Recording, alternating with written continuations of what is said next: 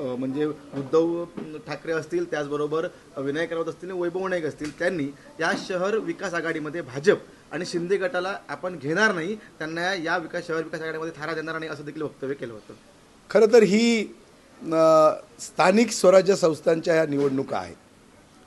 मी जी शहर विकास आघाडी करतोय हे काय महाराष्ट्रातलं काही नवीन उदाहरण नाही आहे. अशा अनेक आघाड्या सातत्यानं त्या ठिकाणी होत असतात. सगळ्या पक्षातल्या नेत्यांना पक्षाच्या विचारधारेला विश्वासात घेऊन त्या पक्षातल्या कर्तृत्वान उमेदवारांना उमेदवारी देऊन सगळ्या विचारांना सामावून घेण्याचा माझा एक प्रयत्न या निमित्तानं आहे. मी मगाशी म्हणालो की मी सगळ्याच राजकीय पक्षांना या ठिकाणी आवाहन करतोय की आपण या शहर विकास आघाडीमध्ये सामील व्हा. मी सगळ्याच पक्षांना त्या ठिकाणी आवाहन केलेलं आहे, आपण यावं, पाठिंबा द्यावा.